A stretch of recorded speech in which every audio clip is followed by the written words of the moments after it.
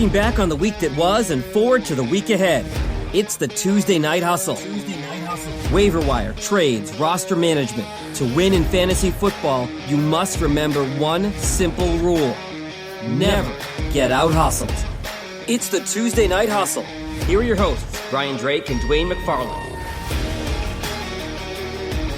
Way through the NFL season, welcome in everybody to the Fantasy Football Hustle podcast. I'm your host, Brian Drake from FightingChanceFantasy.com, joined as always by the next big thing in fantasy. His name is Dwain McFarland.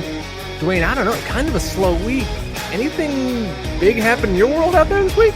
Yeah, a little something, happened. I'm sure many of the listeners already know, but yeah, I did. I did agree to do, a weekly column with Establish the Run. Oh, so you guys may have heard, right, of some of the folks that work over there, such as Evan Silva, Adam Leviton. So I'm very excited about that, and it's really focusing on things that, our audience has really come to, trust us for, which is really around utilization, the underlying lifeblood, as we know, to any type of fantasy results. So I'll be doing a column there once a week. Actually did my first one last week, and I just submitted my second one today, Drake. Congratulations, man. And really, you've done a lot of hard work. You're busting your ass here. I know you and I talk a ton offline about the show and the career you're building here. And I couldn't be more proud of you, my man. You've done just killer things. And really, as a friend, I'm so proud of you. So all the good things that are coming to you are so worth it because you're putting in the damn effort, man. So it's awesome. And I appreciate my free Establish the Run membership. So that I made out better than anybody in this whole thing. So thank you, Mr. Evan Silva. I appreciate it.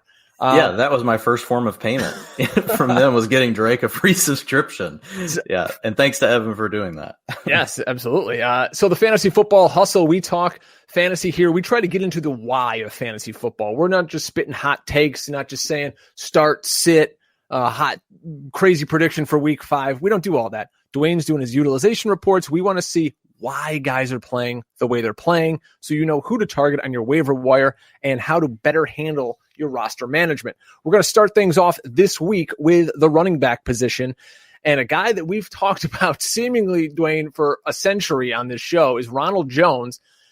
And I can't believe it. The goddamn guy is about to be, really fantasy relevant. 19 carries, 70 yards, a touchdown. He's got 70 yards in 3 of his last 4 games, and he looks like he's taken over the rushing part of this backfield in Tampa Bay. Still, can't catch a cold when it comes to receiving, but where are we going through with Ronald Jones, who is probably the number 1 running back on most waiver wires this week?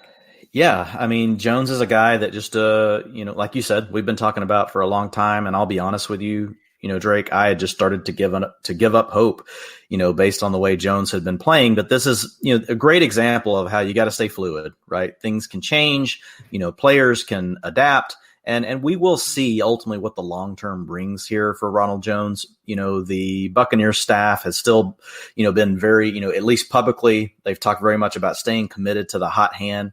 The thing that I like the most about Jones right now, Drake, is if you look at, the running back that's really bringing more to the table, beyond, just getting what's provided in front of them, Ronald Jones is actually breaking, his breakaways per attempt. So that's runs over 15 yards. If you guys are Pro Football Focus subscribers, they've got, a stat called the breakaway attempt. And what I like to do, though, is I like to look at that instead of looking at the percentage of yards that a back gets based on breakaways. I like to look at the percentage of carries they're actually getting breakaways on. And, 5% is a pretty solid number. Right now, Ronald Jones is sitting at 6%. So in 6% of his carries, he's breaking a carry over 15 yards. Whereas if you look at Peyton Barber, Drake, he's only at 1.8%. So Jones is just bringing more to the table from a big playability. To your point, he's started to take over in the carries department. He's gone from 13% to 44% to 63% of the team rushing attempts. That's coincided with Barber falling from 74 to 41 to 30%, Drake. And what's more is, Barber, where he's still really involved, is down around the goal line, inside the 5-yard line. Barber's got 3 carries on the season, versus Ronald Jones has only got 1. But last week, Ronald Jones got his first of the season, and he did pay that off with a touchdown. And then the last thing in the passing game, you already mentioned it. He's not super active in the passing game, but I will say that there is a slight trend. His routes per dropback have gone from 10% to 16% to 23%, while Dare Ogunbowale, how'd I do on that, Drake? I have no clue if I did that right, but I've usually let you carry the water when we pronounce, he's not watching. Who cares? I'm sure I say Dare because I just remember the Dare program from when I was a kid. You got to keep kids off drugs, Drake. But anyway, Dare to keep running backs off rosters. That's his thing. Exactly. As far as Ogunbowale is concerned, he's also had a slight trend down, 34% to 33% to 28% of the routes per dropback. So Ronald Jones has been trending up in all the major areas, while his backfield counterparts have been trending down, and the production is there to go with it. So yeah, with Ronald Jones right now, I think he's just the guy that, you're going to want to own, for the Bucs. And this is an offense that all of a sudden with Bruce Arians seems to be starting to, catch hold. They 55 points this last weekend. Of course, one of those was a defensive touchdown by Ndamukong Suh. But when you look at that, 47 points, or 48 points. 48 points just by the offense alone. I mean, this is obviously an offense that's trending in the right direction. And so owning a piece of it, there's worse things you could do. Probably the other big time running back issue out there is around Marlon Mack and his ankle. If Mack is to miss time, Jordan Wilkins and Nyheim Hines will be hot ads off the waiver wire. Wilkins, to me, is really a nice running back. He can fill that exact same role that Mack has right now of a guy who doesn't catch any passes, sort of like Ronald Jones. So I think he would be a priority ad for me if we find out that Mack is not playing this week. Nyheim Hines this past ball game, 6 for 36 through the air. I'm not super enthused with him. If you're dead and you got injury and bye week issues in a full point PPR, I guess you could pick up Nyheim Hines. Of these two guys, does anything jump off the page to you? Yeah, I mean, neither one jump off the page. I think, when you look at Nyheim Hines this last week, he got 45% of the snaps to only 17% for Wilkins. He got, as far as the rushing attempts, though, Wilkins did still edge him out 17% to 13%. So I think you actually nailed it, Drake. Hines, if you absolutely just need something because you're in a pinch. Now, we only have 2 bye weeks this week, and hopefully you're not using any Dolphins, but maybe you own Kerryon Johnson and you've got an injury elsewhere. You could do worse than Nyheim Hines in a really deep league, but I really expect him to I expect him to take on most of what Marlon Mack leaves behind, plus what he was already doing as, a receiver. But to your point, I think that Jordan Wilkins is the guy that if for some reason Marlon Mack misses, I would expect him to, as long as the Colts are not trailing by a ton of points, I would expect Wilkins to lead in snaps, and I would also expect him to lead in the rushing attempts department. I would guess he would at least get to the 55% mark. Now, they may choose to bring somebody else up and activate somebody, which might keep him around the 45 to 50% mark. But yeah, for really cheap, running behind a really good offensive line, Jordan Wilkins is a guy that could get you through in a pinch. How about my guy, Darrell Williams in Kansas City? There it is. People on Twitter don't like victory laps, but guess what? Victory lap it up, baby. Woo! Darrell Williams. Nobody was more on this Kansas City backfield than me. I called the LaShawn McCoy trade to Kansas City. I said all along, forget this Darwin Thompson 8th grader. It's all Darrell Williams because Andy Reid trusts him. And this game right here, he outsnaps LaShawn McCoy. Who knows what's going on with Damian Williams? But in a half-point PPR in the last 2 weeks, Darrell Williams has got you 17 and 13 points.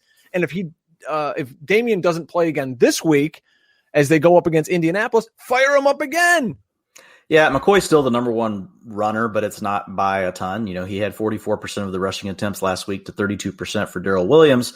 But, to your point, Darrell Williams was able to make that pay off. Last week, what's pretty cool, Drake, is McCoy and Williams each had 3 attempts inside the 5-yard line. So, I mean, it's the Chiefs offense. So even in a running back by committee situation, as often as they're seeing, the red zone and more importantly, getting inside the 5-yard line, it can keep 2 backs viable. So McCoy and Williams, are both great play. I don't want to say great plays, but they're both good plays, in season long leagues, especially, in deeper formats. If you're in a shallower league, you can still probably, do better. I still prefer to own LaShawn McCoy in the situation. But to your point, Andy Reid does trust Darrell Williams. As far as Darwin Thompson goes, his percentage of the snaps, 5%, 7%, 4%. Routes per drop back, 4%, 3%, 4%. And he had 0% of the attempts this last week. The week before, he had 15%. But that was more due to LaShawn McCoy going down, with the ankle sprain, that he re-aggravated at the end of the week 3 game. So I think you're correct. Darrell Williams is the guy. We'll have to keep an eye on Damian Williams and what's going on, but it's just being part of the Chiefs offense, which instantly makes these guys, low end RB2s in many formats, and in some smaller formats, like we said, you may not need to play them, but they're always going to have a chance to score a touchdown. Just want to say hi to all the fans out there watching on our new YouTube channel. This is something that Dwain and I fired up last week, and we're so thankful to all the new subscribers that we got to the YouTube channel. We see a bunch of you in the chat right now talking and checking us out. So if you go on YouTube, search Fantasy Football Hustle Podcast. We'd love to have you subscribe there and check out the show. And of course, look at us up on Twitter at Dwain McFarland, DWAIN McFarland. I'm at Drake Fantasy, and the show is at FF Hustle. So those are the main guys in terms of running back. Just pay attention also if certain guys were dropped in your league due to injuries or buys or whatever. And those guys would be like, a Tevin Coleman, a Rashad Penny, let's even Jalen Samuels, maybe he was dropped out there. And a guy you want to touch on, Jordan Howard. Yeah, Howard was an interesting one because I saw him actually get dropped in some, deeper formats. And I don't think it was, it's obviously probably not much to do with Miles Sanders because we know Sanders really hasn't been doing much either. But just the fact that Doug Peterson, as we've talked about many times on this show, just frustrates the heck out of fantasy owners with how often, he uses a 3-way running back committee. So just digging a little further into Howard this last week, though, he will be, if he's on the wire, he's a guy that, a lot of folks are going to be considering, in a PPR league, Drake, he scored 33 points last week. Good catching the ball out there for the first time ever. Yeah. I mean, here's the thing, before we jump into the utilization, just what I saw in the game, Howard takes what's blocked, and this is a really good offensive line. So if the Eagles can get into a habit of scoring a lot of points like we thought they would, and they can build out leads on teams. Now in this game, they never led by more than 8. Over the Packers. So they did have a lead, but it was still always within one score. And even in that scenario, what we saw with Howard was his best game of the year. From a snaps percentage, he got 53%, Drake. So his last 3 weeks, he's gone from 23 to 32 to 53%. Now, what does that coincide with? That coincides with the Eagles going from in week 1 trailing most of the game until in the mid-third quarter and coming back to beat the Redskins to week 2 and week 3 where the Eagles trailed a little bit more often, and that held Howard down. It kept Darren Sproles up. This week, Darren Sproles was the odd man out, only 11% of the snaps. So it didn't so much come from Miles Sanders, Drake. He's holding steady, snaps 43, 34, 35%. But where Howard, is going to get his bump, and this is also a problem for Miles Sanders because we were hoping some of Miles Sanders' upside would be, okay, great, they get in a game where they're leading, he's going to get even more carries. Well, that wasn't the case in this game. It was Jordan Howard. And if you look at the rushing attempts, Howard's been at 38%, then 37%, and then 45%. And in that scenario, or in that particular statistic, Miles Sanders has gone down 48 to 43 to 33%, Drake. So it does look like Jordan Howard has the slight edge over Sanders at this point. And if we get more leading game scripts, this is the kind of thing, you can't expect 3 touchdowns. He had 2 rushing and 1 receiving, but he's a guy that definitely, can get into the end zone, much like what we talked about with the Kansas City backfield. This is a great offense, Drake. So Jordan Howard, though, unlike, McCoy and Darrell Williams, he's not sharing this. Over the last 2 weeks, he's gotten 100%, Drake, of the carries inside the 5. He had 2 in week 3, and he had 3 this past week in week 4. Whereas Miles Sanders got those looks week 1, the team has pivoted away from him, and I think a lot of it is due to they know Jordan Howard will go where the blocks are telling him to go. He'll get his head down. He'll take the yards that are there, where Miles Sanders is still just messing around a little bit too much, Drake, for I think the coach's liking and trying to break these big plays. And even when these big holes break, I don't know if you remember, Drake, watching last week, that huge hole on Miles Sanders' first carry. I mean, even Troy Aikman said it. He was like, wow, I'm surprised Sanders didn't get more on that carry. I mean, I bet it was a 5-yard wide hole. And Sanders still was doing some weird juke move into it. Like he needed to, you don't need to do that. Just use your God-given speed and just freaking take off and create an angle that's useful for yourself against the linebacker who probably can't catch you. Instead, he's making this move into the hole and he takes what's probably a 15 to 25 yard gain and turns it into a 4-yard gain. So it's just something that's popping up on him on film every single week. So I think the issue for him is that Jordan Howard is just, the better pro at this point. Miles Sanders is still learning. And so for Jordan Howard, just real quick. So folks, if he's out there, you do have to keep in mind that although we're saying this about Howard, I don't see Sanders going away. I don't see Darren Sproles going away. It's still going to be a 3-headed monster. I think what we're seeing though is that Howard will get the slight edge in some game scripts where the Eagles, when they do what we thought they would, which is get out and jump out to leads on teams, he can be a valuable fantasy asset. You can put him in your flex position in those kind of weeks. And coincidentally, the Eagles' rushing attack takes off when Dallas Goedert is back to full health. He's missed a few games. He's had a calf injury. Now with him back, they can play more 12 personnel, and he is a fantastic blocker. If you see him in the games, he is dominating people. He's like another left tackle out there with Jason Peters and on the other side with Lane Johnson. He is such a key to that offense and making it go, and especially with this running game. And folks, I got to put this to bed right now. The Eagles are not trading Zach Ertz, okay? I've seen dumb stuff on Twitter. People pointing out like, they're going to trade Zach Ertz to the Jaguars. No, they're not. Okay? Hey, Drake, I did have a question for you on it's not on the trade, but I'm trying to remember back to that game. I didn't get a chance this morning. I was writing, the column, and this wasn't one of the topics, so I just put it on the back burner. Yeah, we get it. You're important. You're doing big time stuff. I didn't mean it that way. But what I meant was I'm out here selling booze in Syracuse. Zach Ertz, his snaps for the first time this season went from 100% to 76%. His routes per dropback dropped from 100% and then 93% down to 69%. I was trying to remember, did he get dinged at any point in that game? I feel like he had to come off for a few plays, after making some plays, but I can't remember anything that you know of based on, living, in the area and being a huge Eagles fan. Was Zach Ertz? I don't recall seeing anything like that. He still had 30% of the targets, right? Yeah. So, I mean, that wasn't an issue, but that is a trend. His routes per dropback have gone from 100% to 93% to 69%. So I meant to research that more. I just didn't have time before the show. Some deep cuts at running back if you're really dying out there and you've got a roster spot to burn in it. Like we like to talk about deep league 12, 14. You like to grab some handcuffs. Dexter Williams is a guy who, with Jamal Williams now injured, hopefully he's okay just for his own personal health. Dexter Williams is now backing up Aaron Jones in Green Bay. Raquel Armstead, here's a guy, a rookie out of Temple, who is next in line behind Fournette, who has never been a picture of health in Jacksonville, and actually caught a touchdown pass this week. So you could do worse in a stash and hope kind of guy than Raquel Armstead. Also, see if Rashad Penny was dropped out there, or Tevin Coleman. You never know in some of these deep leagues. The last thing I want to touch on, Dwayne, here, before we switch to wide receiver, and we'll get into more of this, I guess, with the utilization reports, but Jalen Samuels last night. Yeah. Maybe a guy who's on some wires or some benches, 8 receptions for 57 yards on 8 targets. I believe the Steelers running backs had 16 targets combined because that is just such a compressed offense right now. But do you think somebody could pick up Jalen Samuels and flex him if you're in a pinch?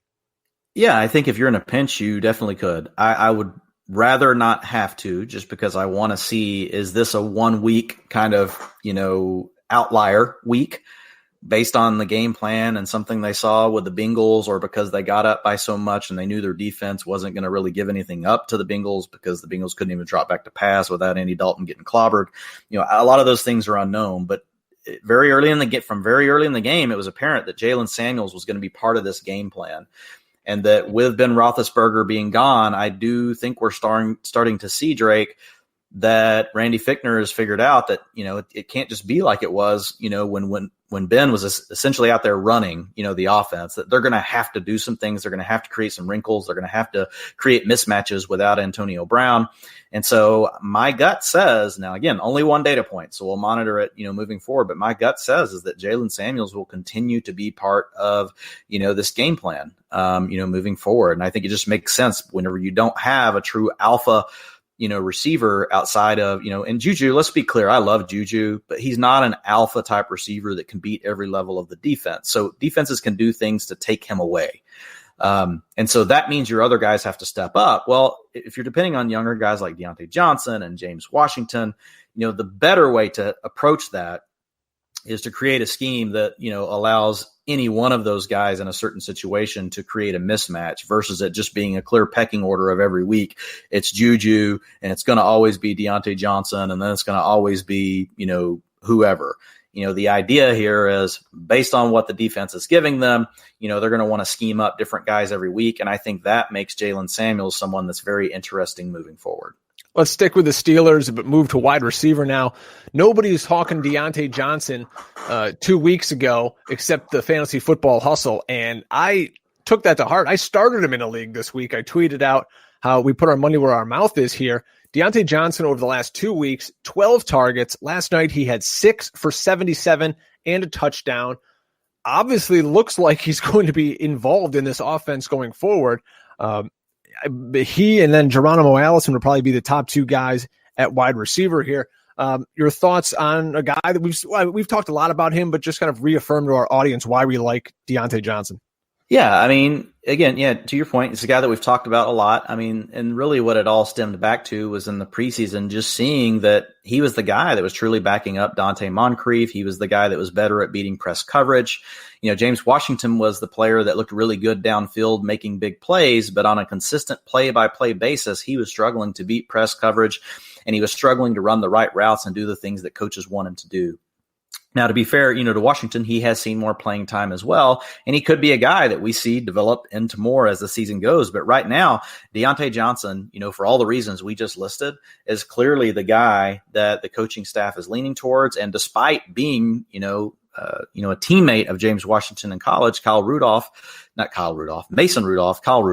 talk about somebody that just sucks. Drake. He might be better than Mason at this point. Mason Rudolph clearly, right now is also relying on Deontay Johnson, despite having that, college connection with James Washington, that a lot of people were excited about. So, yeah, I think, Deontay Johnson right now is the number 2 receiver in this passing attack. We'll see what happens when eventually Vance McDonald gets healthy. We'll see what happens if other teams start to roll coverages that way. Like we just said around Jalen Samuels, eventually, I think what you're going to see, Drake, is they want Smith-Schuster to be the guy that's going to get, targets every week. But I think what we could see is a little bit of a rotation around through the other guys, depending on the game plan. But so far, it's so good for Deontay Johnson. He's a guy that's creating separation. He's doing a lot of really good things. In Green Bay, Devontae Adams has a case of turf toe. We're not exactly sure how long he's going to be out, but I would say it's highly unlikely he plays this week for sure. So that's going to open the door to our boy MVS. He's probably owned everywhere. Geronimo Allison's a guy, though, who could be on some waiver wires. He's scored in 2 straight games. Dwayne, he's just not seeing the targets. Against the Eagles, he was 3 of 4 for 52 yards. I think on the season, he only has 11 targets total. So we need his usage in terms of targets to go up. But looking at your utilization reports online, he is out there a lot and running routes. Yeah, I mean, this is a guy that we warned people about in the preseason. Geronimo Allison, fade him. Do not take him in the 9th or 10th round of drafts. Why? Because we knew this team was going to run more 21 and more 12 personnel, which is 2 running backs or 2 tight end looks instead of 3 wide receiver looks. Now, in this game, the Packers, what they actually chose to do, Drake, is they ran the most 11 personnel they have all season. Thanks to Sports Info Solutions. We mentioned this website last week on the podcast, but they do some awesome stuff behind the scenes, some great ways that you can look at data. 52 of 59 dropbacks included 11 personnel, Drake. So this was a game where against the Eagles, based on the matchup, the Packers thought, you know what, we're going to spread this out. Now, what we need to see, going forward Is that a trend that continues, or was it just game plan specific? Now, for the immediate term, to your point, we have Davante Adams who's out, so that makes Allison immediately viable. And knowing how much pain Davante Adams is in, and seeing the fact that he didn't come back into a game, Drake, where typically, if you see a player take an injury like that, adrenaline is enough to get them through that game, knowing that their team needs them. And he had to be shut down. So Davante Adams could be out for a few weeks. And in that case, so I like Geronimo Allison a lot this week as a pickup. And here's why, Drake, is because it hits on two fronts. He has immediate short-term value because of the Adams injury. He'll be the next in line. And then he has long-term value too, if for some reason, the Packers, their defense really looked like a fraud at this point. They played a bunch of crappy teams the first 3 weeks, and the Eagles came out and lit them up. And that's what we really needed to help get this Packers offense and passing game going. We just needed them to be challenged. And if that's the case, we could see a lot more 11 personnel, which means that there's another path, even when Adams comes back, to Allison having some value. So to your point, this last week, he was out there for 80% of the snaps. A lot of that was to do with the 11 personnel. Then he got a little boost at the end with Adams being out, because Adams only saw 70% of the snaps, which is about 20 to 25% lower than normal. And his routes per dropback were 86%. So he was the guy to get on the field more often with Adams out of the game. So he's definitely, a priority add for me this week, Drake. And like you said, Valdez-Scantling, he's still holding in there strong, folks. Mm-hmm. He's fine. He's locked in as the number 2. I would say this makes him the number 1 receiver, on the team. He didn't come through in a big way as far as, his, actual fantasy points last week, but his snaps, his routes per drop back, everything looked 2 really end zone good. Targets too. Yes. Had one in the first half, and he had the one that should have been the game winner, but I'm not going to say he was interfered with because I'm an Eagles fan, but that was a play. It was there. We'll say that. Yeah. His is just a matter of, it happening. And as long as Davante Adams is out, I think it pretty much locks him in as a wide receiver too. Mm-hmm. Allison this week, $5,000 on DraftKings. If you're looking to sneak him in there, they are at the Dallas Cowboys. Who's the slot corner for the Cowboys? They change it around, but it's Anthony Brown right now, and then occasionally in dime you'll see a guy like Jordan Lewis. So it's not the worst matchup, but it's not it's not a terribly tough matchup either. It's one that Allison with a quarterback like Rodgers could still take advantage of. I think a lot of fans out there are looking at the box score and they're going to go, "Holy smokes! AJ Brown and Corey Davis had like these monster games. AJ Brown scored twice." AJ Brown got 3 targets. He's just not playing enough for me to say, hey, I'm going to pick this guy up and put him in my lineup. If you want to stick him on the end of your bench, that's fine. But 3 for 94 and 2 touchdowns, that's great. But again, you're playing with a horrific quarterback. You had everything going for you in this game. Atlanta is a shell of itself on defense, and Marcus Mariota had all day to throw because the Falcons have no pass rush. A.J. Brown, Corey Davis, worth a pickup to me. I mean, if I can get him for free, I guess, but I'm not worried too much about him. You're going to be scared to death to ever put them in your lineup, and this next week they're going to get Buffalo, which, that slows things down further. You saw what they did to the Patriots this last week. They've got a really good pass defense. It's just what you said, Drake. You've got Corey Davis is only running routes on 78% of dropbacks for the season. He should be up at the 95% range. I don't know what this team is doing. Brown is only at 56%, routes ran per dropback. So if you're dealing with a team that only drops back to pass 60% of the time, that's 24th in the NFL, Drake, for dropbacks. And here we don't just talk pass attempts and rushing attempts, Drake. We go with level deeper. So dropbacks, that includes that, instead of counting a quarterback scramble as a run, counts it back as the original intent of the play was to pass.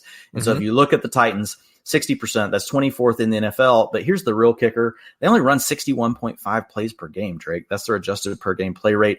That's 21st in the league. And, to our point, they like to run the ball. So it's just an issue. If you're not going to be on the field except for half the time a quarterback's dropping to pass, you're on a team that has a low volume, and then you're also on a team that wants to rotate you with all of these other players, plus you've got a shaky quarterback. It's just not really worth investing, in my opinion. What these two guys need, Drake, in order for this to change, they need Tajay Sharp to just go away.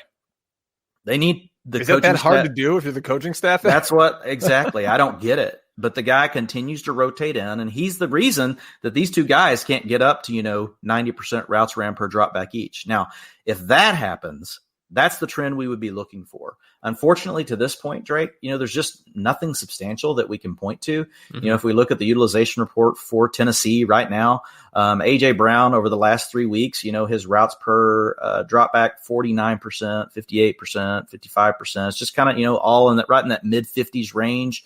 And then Corey Davis has gone from 86 to 74 to 83. It's like, and then, Adam Humphries, if you get into a game where, for some reason, all of a sudden you need to pass, then he gets on the field. In week 3, when they trailed, he saw 79%. Last week, that was back down to 60% because they don't use 11 personnel near as much when they're leading.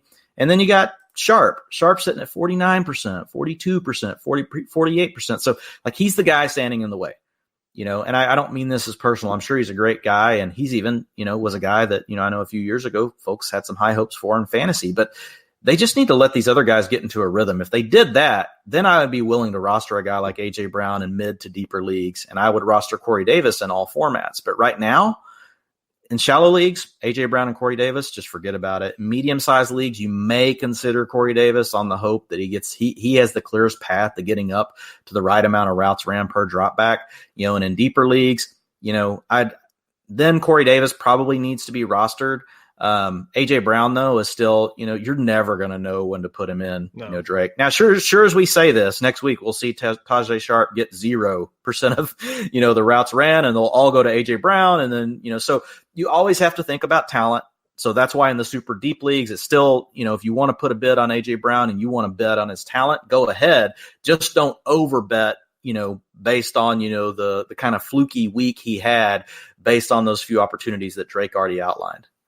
What if I told you on your waiver wire, you can find a guy who has 3 straight games with at least 12 PPR points and has double-digit targets in 2 straight games? That guy should be like the number 1 priority, right? He's the leading receiver on your team. Everybody should want to pick this guy up.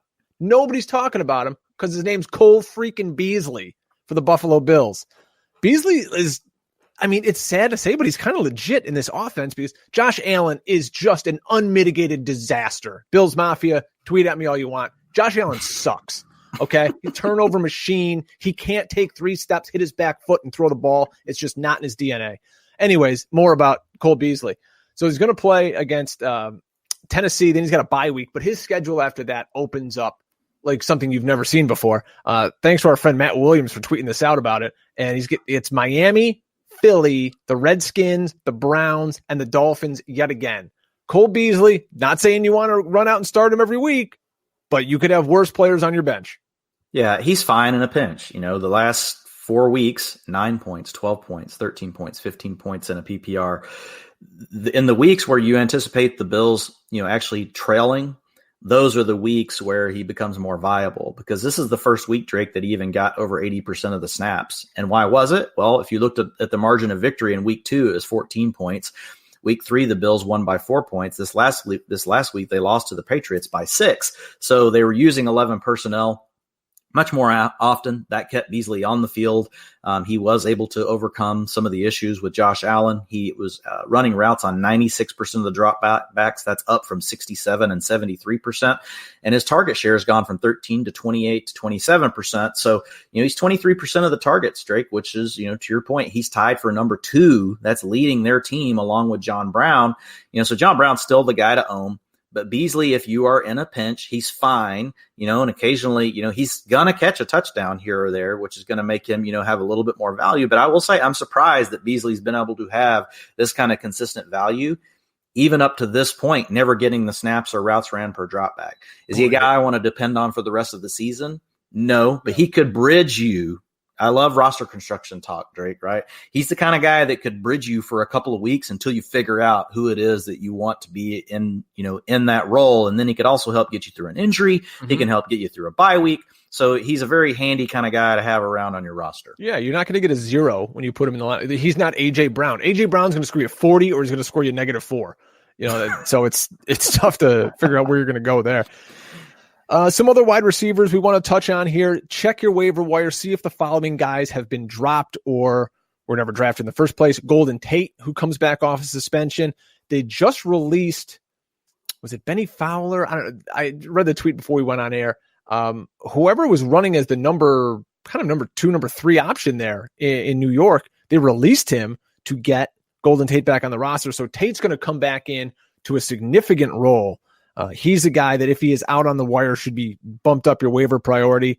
Antonio Callaway is going to make his return to the Cleveland Browns. So there's a deep threat. Hey, Odell Beckham can't catch any passes there. Maybe Antonio Callaway will. And I want to talk to you a little bit about this wide receiver group in Houston, Dwain, where Kenny Stills got hurt. So Kiki Kuti has a chance to come back in now and take over where he was at the end of the year, where he was getting a boatload of targets. It wasn't a playoff game or whatever. He had like 14 targets or 14 catches. He looked fantastic. But he's kind of been a shell of himself this season. Yeah, QT just, he needed Kenny Stills to not be in his way. So I haven't heard the latest. I don't know if you have, Drake, on the severity of Kenny Stills, his injury. Whenever I was watching the game, he just pulled up. So it looked like it was, a soft tissue, something, going on there. I haven't seen the latest, but if QT is available and he's out there, I do think, he's somebody in a very deep league you can roster. I think in medium size and in big leagues, in smaller leagues, though, he's just a guy that I just wouldn't really mess with at this point. And the reason why is, unless I'm missing something, Kenny Stills, he will be back, right? So he's a player that's going to eventually be back. And when he does, he's going to cut back into QT. I see it more of as a game script dependent situation based on what they want to attack, in the opposing defense, whether it'll be QT or Stills, but they're just going to be splitting the work. Really, the guy here is still Will Fuller. I know we've already talked about it, so I don't want to beat a dead horse, but his snaps have gone from 91 to 97 to 90%. His routes ran 97 to 98 to 100%. The guy is, when did he hurt his ACL last year, Drake? Was it week 4? I can't remember specifically. He was lighting the world on fire. He's just now, I think, a year from the ACL, and looking at his involvement here, 24, 21, 18% of the targets. He's 18% on the year, which is second to only DeAndre Hopkins. Will Fuller is the guy that I want to own. It's tough to put him in your roster every week. If you're in a small or a medium sized league, you're probably not going to do that. But in larger leagues, he might be your number 2 flex player if you've got, if you play in a league that, starts a lot of different players.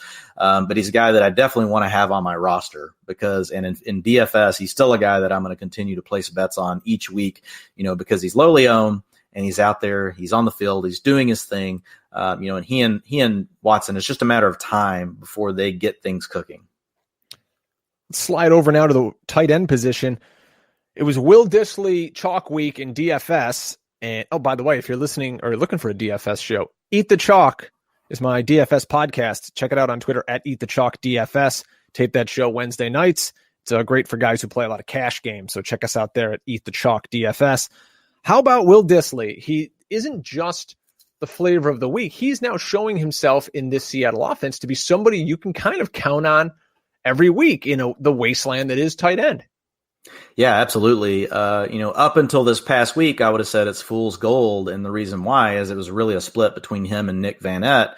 Whenever it came to snaps, he was edging him, but Nick Vannett was still, quite active. Well, now with Vannett gone, he got traded to the Pittsburgh Steelers after they had, a couple of injury issues on, with their tight end group. Now Dissly, his snaps have gone from 59 to 54 up to 79%, Drake. And his routes per dropback have gone from 54 to 43 to 68% this last week. If you can get into the 70% range for a tight end, that's pretty solid. The 80 to 85% is like rare air for a tight end because they, typically most of them have a little bit of blocking they've got to do. So he's sitting in a nice spot. They did sign Luke Wilson. Luke Wilson ran routes on 21% of the dropbacks. So he still ate into Dissly's work a little bit. But the main thing here is he's on the field enough, and he and Russell Wilson clearly have a connection, Drake. He was targeted on 29% of Russell Wilson's passes this past weekend. That was by far the top on the team. 14% was second, which was really tied 3 ways between Tyler Lockett, DK Metcalf, and Chris Carson. So Dissly is a guy, that if you are hurting at tight end, And, he's probably already gone off of your waiver wire, to be honest, unless you're in a smaller league. But if you are in a smaller league and you're sitting on, someone that you're just not crazy about, Will Dissly is definitely in play. And I think it's tough to think that he finishes outside of the top 10 to 12 tight ends each week. I think he's got a shot at finishing inside of that almost every week, here moving forward based on what we're seeing between him and Russell Wilson. Two guys that are going to be coming off suspension, one this week, one next week, is Ben Watson for the Patriots. I wonder how much he's going to be involved in terms of their pass game, but I do think he's going to help in their run game a lot because he's a very good blocker. They did lose James Devlin, their fullback, so they know how to work guys in and make things happen. So I think Ben Watson could be an upgrade for that offense. Chris Herndon for the Jets, he still has another game because the Jets were on bye last week. I'm really high on Herndon. I think because we know when Darnold comes back, he loves to target the middle of the field. He's not a guy forcing the ball deep down the field. Herndon's going to get looks. And Gase has coached really, really viable fantasy tight ends in the past. When you look at Martellus Bennett, when you look at Julius Thomas. So I think Chris Herndon could be someone on the waiver wire that you can add and stash there. Dwayne, how about Jimmy Graham?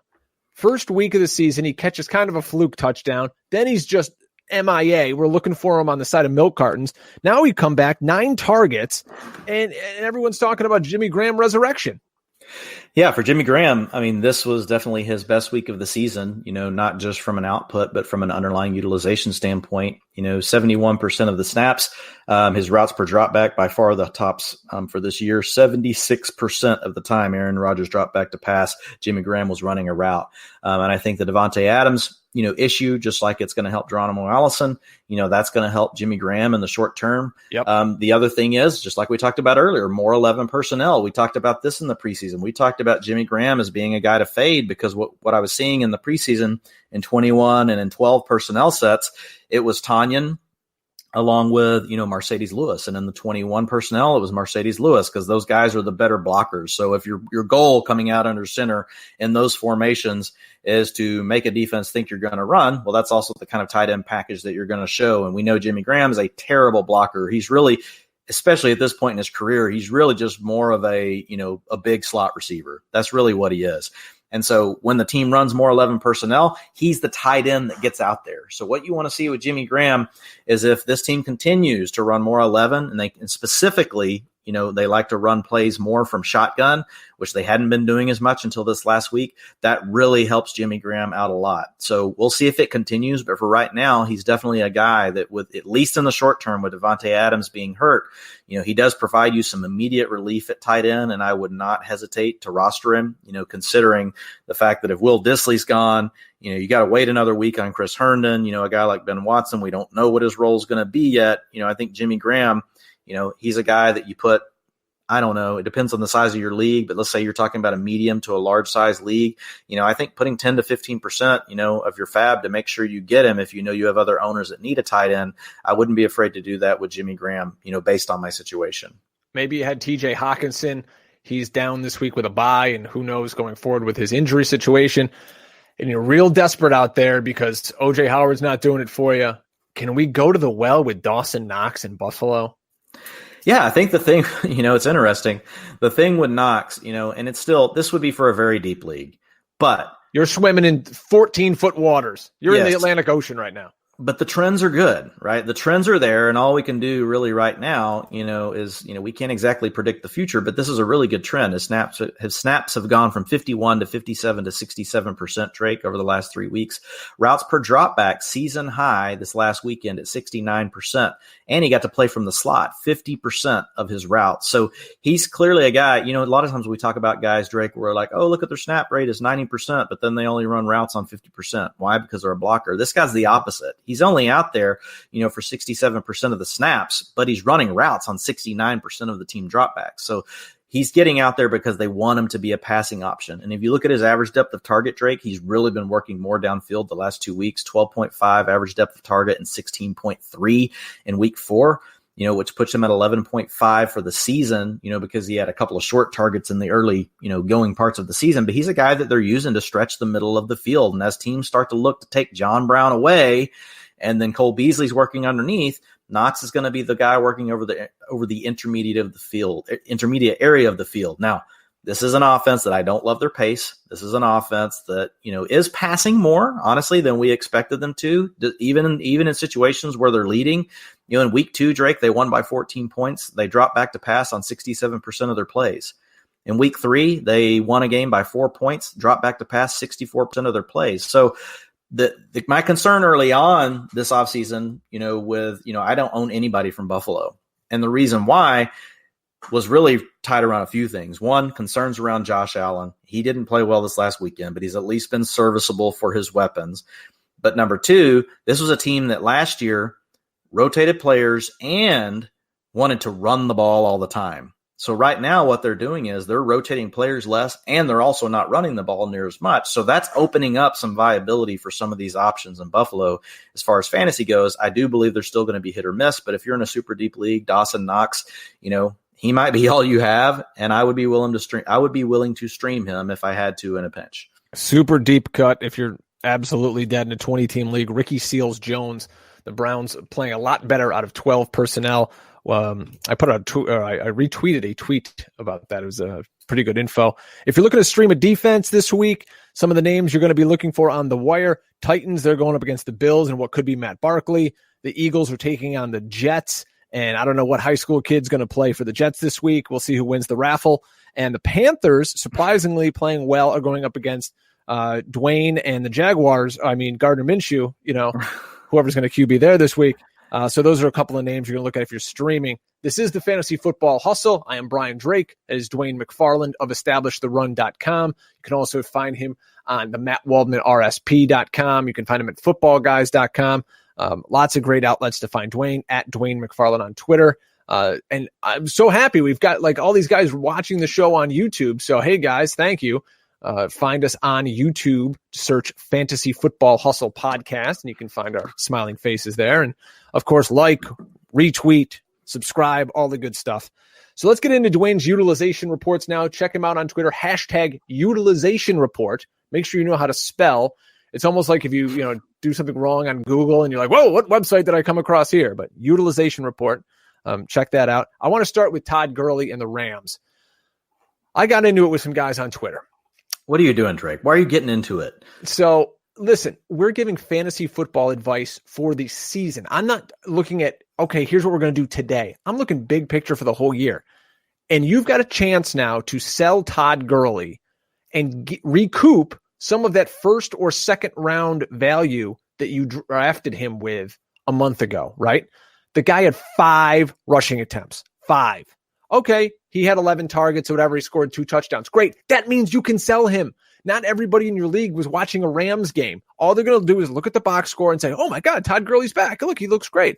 This offense is in shambles. Everybody you talk to about Jared Goff will tell you he didn't play great, regardless of his, I think, 3rd most attempts all time in an NFL game and throwing for 8,000 yards. So I found on Twitter, I don't know who posted it, but it's a great stat of Gurley's rushing attempts the last 3 years through 4 games. Currently, he has 49 rushing attempts. Last year at this point, 79. The year before that, 86. Targets are about equal, but he's still below hand. So he has 66 total touches right now, attempts and targets, 66. A year ago, he was at 99, and the year before that, 111. So that's total opportunities for Todd Gurley. What don't you guys get about this? Sell him now. He's a shell of himself. And Dwain, your utilization report backs that up. Yeah, I think the big thing with Gurley, you nailed it. It's how often he's not being used. He's at 51% of the team rushing attempts for the year right now, for the Rams. He's just got issues going on. If you look at his routes per dropback, it's hanging around 50%. So it's not like, he's out there all the time and he's just not part of the game plan. They are clearly managing him. Now, what we don't know, Drake, and what I suppose if I were to be someone that was going to, be, the devil's advocate, in favor of Todd Gurley, is we just don't know what this team is going to do, down the stretch with him. But I am actually with you on this. If I can get rid of Todd Gurley right now and I can get a decent return on him, I would be willing to move him because he scored 26, PPR fantasy points this last week. And much of it to do is, with the touchdowns, just like what you said. But again, like the thing that worries me, Drake, is this last week, only 45% of the rushing attempts. And then I know, like you said, folks will say, yeah, but look, 15% of the targets. But each time he gets more targets, guess what he gets? Less rushes. What does that tell us? They literally, I feel like in their mind, they have a number that they're managing into every week. And if all of a sudden he's got more receptions and they weren't planning on it, then they're giving him less carries. And that's why we saw Malcolm Brown pop up to 45%, of the team attempts this last week because he had the same number of carries as, Todd Gurley. So there is the chance that this team will get the offense going. It'll get better. And Todd Gurley does come on and all of a sudden starts getting all of this work. However, their line stinks. That's what you have to believe, though, to hold Todd Gurley and not go ahead and sell him at this point. If you can get something that's good, and I'm trying to think of what's a good example, Drake, of, what I would take for Todd Gurley. I wouldn't just give him away for anything, but if I can get me if I need a receiver, and I can get, return, on a solid wide receiver 2 type, I would probably consider for Todd Gurley. Amari Cooper had a down week. What if you could get Amari Cooper for him straight up? Absolutely. I would do that. I would do that I would do that times 10. I would do it 10 times out of 10 times. So if you get an offer like that or someone of that ilk, you absolutely, should take it. Especially if you go, how this stuff works, Drake. You go find the owner in your league and there's plenty of them right now with injuries and stuff that's running back poor. And you offer them Todd Gurley. And man, they're stars. It's the perfect time. Stars are going to be in their eyes. They're going to see that 26 PPR points. They're not going to think about any of this other stuff. And man, you especially you want to find a partner that is strong, where you're weak, and Gurley would provide them strength at runner because they're weak there. Then that's how you make the perfect deal happen. So I would definitely be looking to do that. Same game, different team. Switch over to Tampa Bay. In our chat room here, our friend AttackDog0500 asks, is OJ Howard droppable, Dwayne? Yeah, at this point, I can't defend him, anymore, Drake. I think the talent is definitely there, but he played 88% of the snaps this last week, which typically, when we think through this stuff, it's like, wow, OJ Howard's never played that many snaps. Here's the problem. Ran routes on 60% of the dropbacks. What do we know about Bruce Arians' passing game? He likes to drop back, takes time for the routes to develop. He likes to let the other guys get downfield. So guess who has to stay in and block because they're the best blocker on the team? Apparently the running backs can't block for crap. It's OJ Howard because Cameron Brake can't block, and he's not on the field enough to be the blocker. So OJ Howard's the guy stuck doing all the dirty work. Mm-hmm. I have no question the guy can be a top 5 talent at tight end. But I don't know how he gets himself out of this situation, Drake. I don't know how this line suddenly cures its ills. I do believe Bruce Arians is willing to throw to a tight end. We've seen him do that in the 18 to 20% range in his history with Heath Miller. But right now, with the current, version of what we have with the Bucs and their offensive line, it just isn't happening, and they don't need it because Mike Evans and Chris Godwin are killing everybody. Sony Michel is a guy who, if you own him, he's very frustrating because, number one, he's not catching any passes, and number two, he's become extremely touchdown dependent on a team that seemingly has a half dozen running backs. This week, though, he did get 17 carries against what I consider a top 3 defense in Buffalo. Yeah, okay, yeah, he didn't do a whole lot with them. On the season, he's averaging 2.8 yards a carry. What does the utilization report say about Sony and this running back group as a whole in New England? Yeah, this is just a group that you just can't trust, period. After seeing Burkhead, get 74% of the attempts last week, and Sony had 22%, Burkhead dropped to 0% of the rushing attempts, despite seeing 19% of the snaps. Now, part of that could be due to Burkhead's very fragile. We know he had a foot issue all week through practice that kept him limited. But again, with the Patriots, we never know. What does limited mean? Remember Tom Brady was listed limited for like 2 years straight at one point in his career with like a shoulder or an elbow, even though really he was never missing any practice time. So it's just a team that, Drake, is really hard to get a read on anything. And we know if anybody likes to troll folks, it's Bill Belichick. Brandon Bolden had a carry inside the Fat Five last week and got a touchdown. That's why I started Darrell Williams in my biggest league over Sony Michel. Yeah, so Michelle, right now, what you have to think about is James Devlin, the loss of him, and I talked about this last week on Twitter before the game. James Devlin is a big loss for Sony Michel because his primary package where he was doing most of his damage was out of 21. Now you've got a fullback in Jacob Johnson, who's very raw, that the Patriots had to promote from the practice squad. Now, he did go from 3% to 29% of the snaps this last week, Drake. But that's, you're talking about a player. It's not just about just saying, oh, he got the snaps. James Devlin happened to be very freaking good at what he did. And so what you have to hope for, Drake, is maybe, to your point earlier, the return of Ben Watson could actually help them a little bit as a blocker. Maybe this rookie, I don't know if he's a rookie, but he's a raw fullback. Maybe he starts getting up to speed and that eventually helps Sony Michel. But if I am a Sony Michel owner, which I am in a few leagues, I'm looking to sell him as soon as he scores a touchdown. I just don't want to deal with this situation anymore. My belief is that the Patriots are going to run 11 personnel more than anything for the rest of this season, unless they happen to get in situations where they just think they can beat a team, without even trying, which will happen. The Redskins this week. So it could happen, right? This week, that's a team that qualifies. Here's your showcase game for Sony Michel right here. Yeah, exactly. So Michel's a guy that, I don't necessarily mind starting this weekend. I don't love it as much as you think you probably should. But if I can get a big week and you cross your fingers that he can score 2 touchdowns and you can sell him high, to a running back needy owner, I would be willing to, because I do believe he's going to be a headache all year because we just don't have multiple good tight ends on this team. And now you've got the injury to Devlin. That just hurts their running package. Let's shift gears now to the Atlanta Falcons, where Devonta Freeman, praise the Lord, he got 100 total yards from scrimmage. But it's very Todd Gurley-esque, where he rushed 12 times for 28 yards, but he had 8 of 9 targets for 72 yards. So where does the utilization report say he's going? Because I know they had a couple of more linemen go down in this game, and it just was a bad day overall for the Falcons offense. Yeah, I mean, in PPR, like if you just glance, at first look, you see Devonta Freeman's points have gone from 6 to 9 to 13 to 18. That looks, really good. Mm-hmm. But then when you go look at his snaps, Drake, they've gone from 63 to 90%, because remember, Ito Smith had a concussion in week 3, right back to 62% this past week. And if you look at his rushing attempts, this is a little better. 65% popped up to 80% the week that Ito Smith was out, and then 71% this last week. But then you look at the routes per dropback, 58%. He popped up to 82% with Ito Smith out. And then this last week, that dropped back to 47%.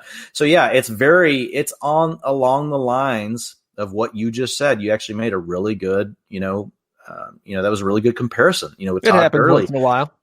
You do it all the time. Now, his targets are trending up 9 to 12 to 15%. However, when you don't see the routes per target also trending up, in a similar fashion, it's not necessarily because the team was trying to get him, more involved on a play-to-play basis. They may have had some very specific things designed for him, but this is a game where Matt Ryan just really was forced to check the ball down. He couldn't go deep to Calvin Ridley, couldn't get the ball deep down the field to Julio Jones.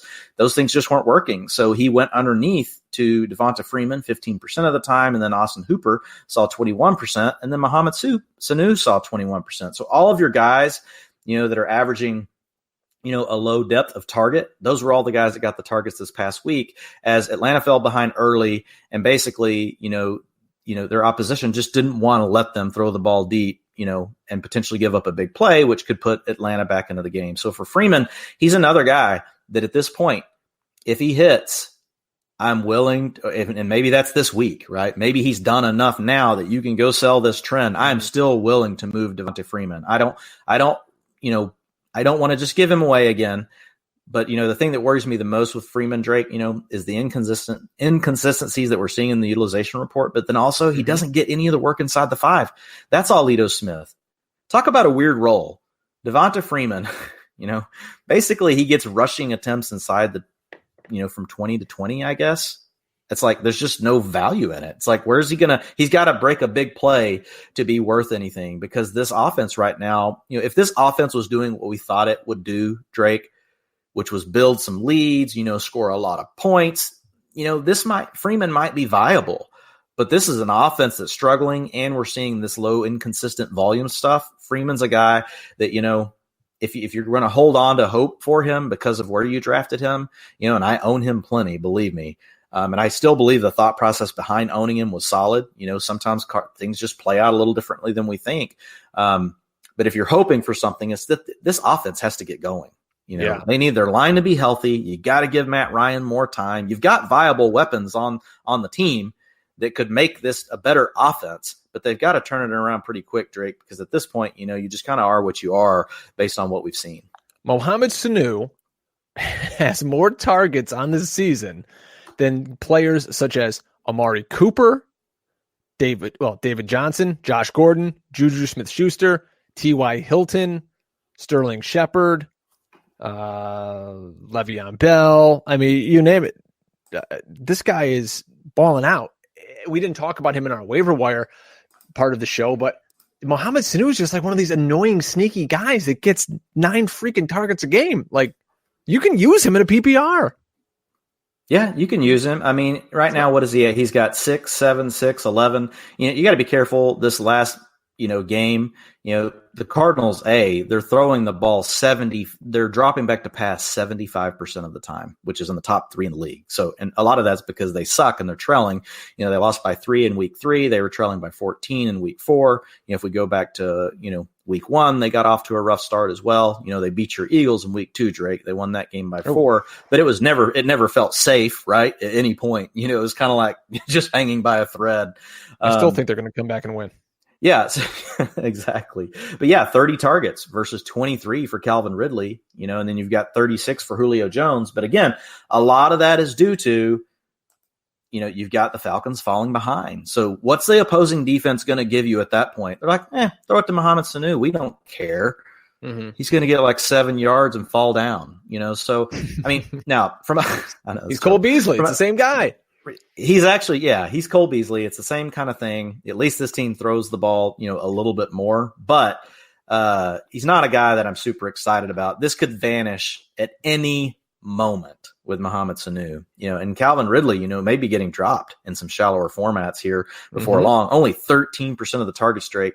He's the guy that works deep. His average depth of target is 15.2. So he's the guy that they want to uncork it to, but it just hasn't worked out so far. Last week, we talked about the demise of Chris Carson and that Undertaker meme. That's what happened when the game started. The coffin opened, upset Chris Carson. 26 total touches for 145 total yards. Rashad Penny is going to be coming back. Who knows what kind of role he's going to have. But I'm a Chris Carson fan. I was telling some of our listeners on Twitter who were asking me, they're like, hey, do I sit Chris Carson this week? I said, no, keep him in there. Go to the well. He's the only guy they have this week. And he looked pretty good.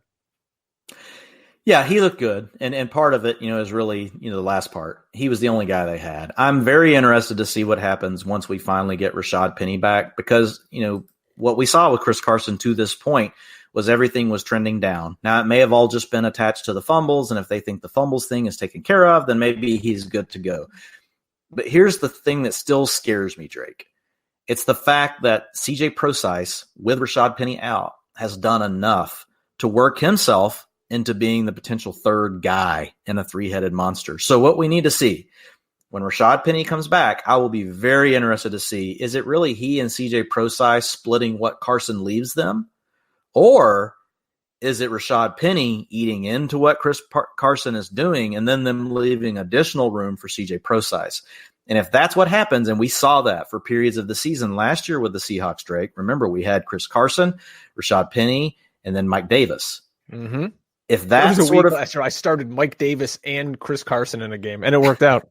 And it's not the worst thing because this team does like to run the ball. They've passed it. They're dropping back to pass 60% of the time, which isn't huge, but it's a little better than what we're used to seeing with Seattle, based on some of the game scripts. It was 60% this last week, despite, winning the game by 17, so, I mean, it's not terrible from a standpoint of, they're, running the ball, but it's not as much as it was in the past. But the point being here is if Prosise does end up hanging around as the third guy, we really got to see what happens with Penny. Does he take from Carson, or is it more splitting with Penny and Prosise? And I think, it's a coin flip, in my opinion. It's something that we could very easily see go either way. So we'll have to definitely monitor that this weekend.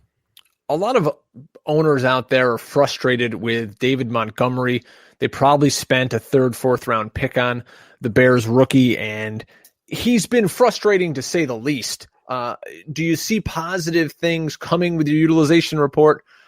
We know that they're going to be rolling out a new quarterback probably for a few weeks, and Chase Daniel with our boy Mitch on the bench with the shoulder injury. By the way, my Scott Fishbowl team, my quarterbacks were Mitch Trubisky, Drew Brees, and Nick Foles. So I am #screwed in the Scott Fishbowl. I forgot. I'm sorry, Drake, man. I'm laughing with you, not at you. Oh, yeah. It's fantastic. My David goodness. Montgomery.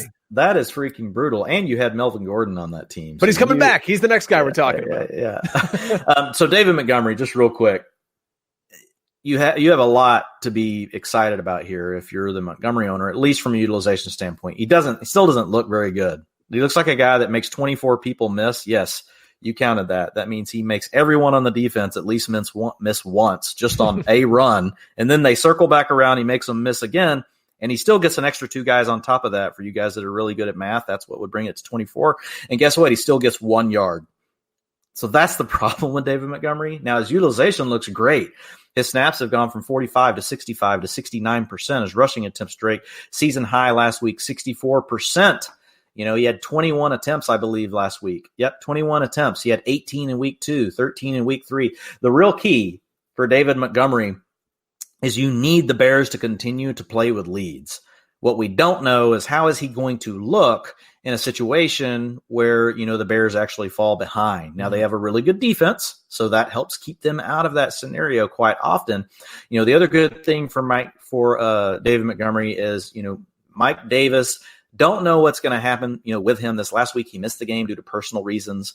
I believe it was something to do, with his father. So, best wishes to Mike Davis and his family.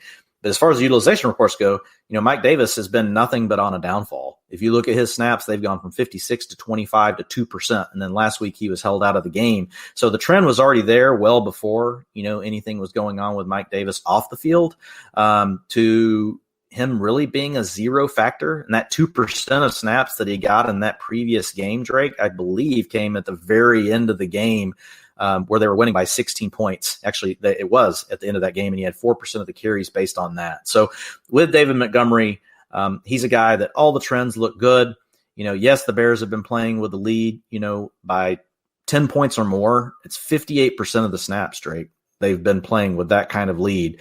So it's not just David Montgomery getting carries when the Bears are leading. It's like, well, that's really the only game script we've seen from the Bears. So I don't know how we hold that against David Montgomery. I mean, that's the way things have played out, but his targets have also gone up 11% to 10% to 15%. So David Montgomery, if you spent the draft pick on him in the 3rd or the 4th round, you should be excited because this is all you could hope for. Now his talent has to show up, and he has to seize this opportunity over the next couple of weeks while he's still getting it, or it's going to open the door back up. Now, Tariq Cohen, Drake does cap him. I don't see Montgomery ever reaching RB1 status. He may get there, occasionally. He's going to have some week where he's going to score 2 touchdowns in these kind of game strips. But Tariq Cohen obviously is still being used. He's seeing 37%, 51%, 40% of the snaps. Now, the good news is in the weeks Tariq Cohen is up, it doesn't seem to be hindering David Montgomery's, snaps. They're getting them on the field together. And for example, in week 3, when Cohen's, snaps spiked to 51%, Montgomery still saw 65%. This last week, Tariq Cohen went down to 40. Montgomery was at 69%. So Montgomery is more tied to Mike Davis than he is Tariq Cohen. And so I think you just have to look at, David Montgomery right now. You have to consider him. Here's the way I would describe him, Drake. He's Derrick Henry.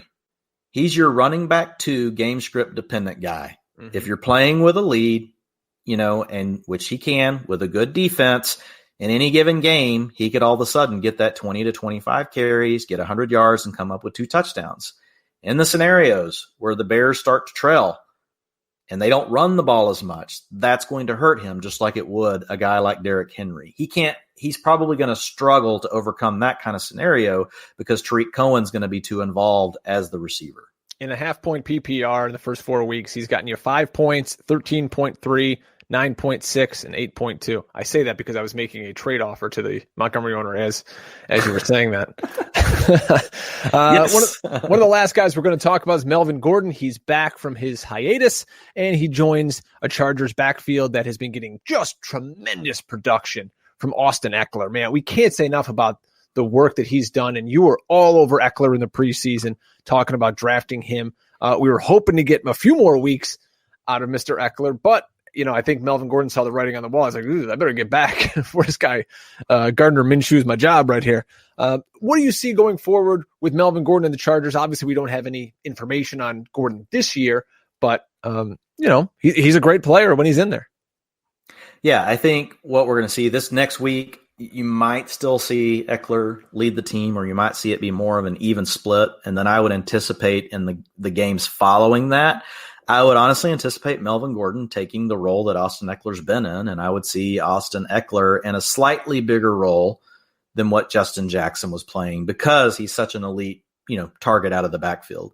But, this is an offense that in the past has operated, with both of those guys seeing legitimate target shares, 10 and 12% together, Drake. And with all the injuries they've had, to Hunter Henry, Mike Williams is struggling to stay healthy. Keenan Allen can't do it all. Dontrell Inman, I think, saw 24% of the snaps this last week. So there's room for both guys, to still have a role in the passing game, and for Melvin Gordon to probably shoulder the load when it comes to rushing the ball, maybe leave 30% or so for Austin Eckler. So I think Eckler, will still be a viable flex option. I think he's done enough that it's going to give him a slight bit more of work than what we have seen in the past. The thing we'll have to watch for, Drake, I don't know that I see this happening, but if for some reason all of a sudden Justin Jackson continued to stay involved as a third guy all the time, that would be something that could really hinder Melvin Gordon's upside. But that's not something that we've really seen in the past. They've usually kept it to two guys. All right, Dwayne, anything else you want to promote here? We want to let the guys know you can read your work over at establishtheRun.com with Evan Silva and Adam Levitan and all the good folks there. I was on the site last week checking it out. Man, there's a lot of good content on there. A ton of smart people. Josh Hermsmeyer with his buy low model. And that hit on a ton of guys this week, by the way, if you read that article. Yeah, absolutely. He hit on Jarvis Landry. There's not very many people were hyping up Jarvis Landry, but the air yards model was, no, I mean, obviously you still find my work at Football Guys, also at MattWaldmanRSP.com. So still doing stuff with both of those. One last player. Let's talk about Drake before we roll out of here. Just a name to keep an eye on. I don't know what's going to happen with Christian Kirk. I haven't seen an update as of the time we're doing this show on what's up with his injury. The last I had seen on this yesterday was Cliff Kingsbury saying basically they'd let us know more when they knew more.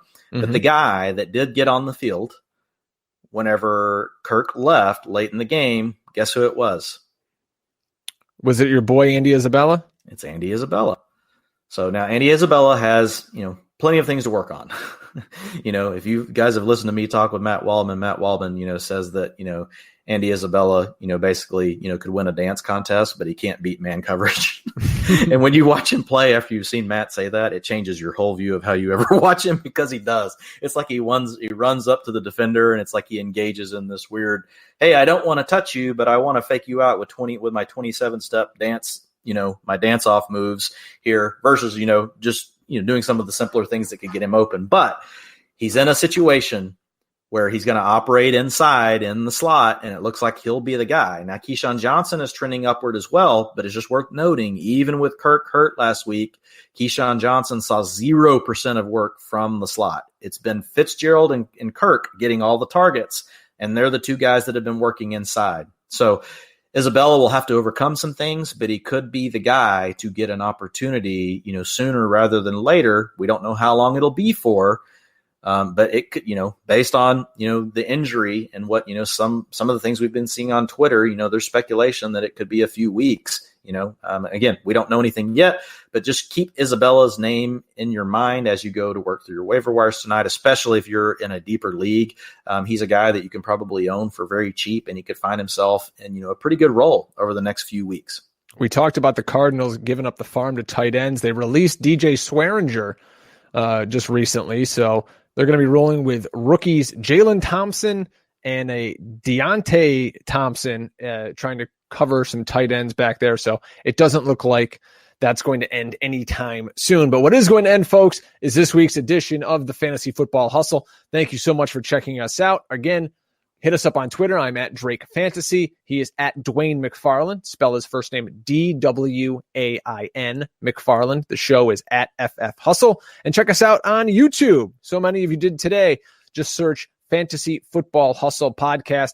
That'll do it for us here at The Hustle. Good luck, everybody, in week 5. Never stop hustling, and we'll see you next week.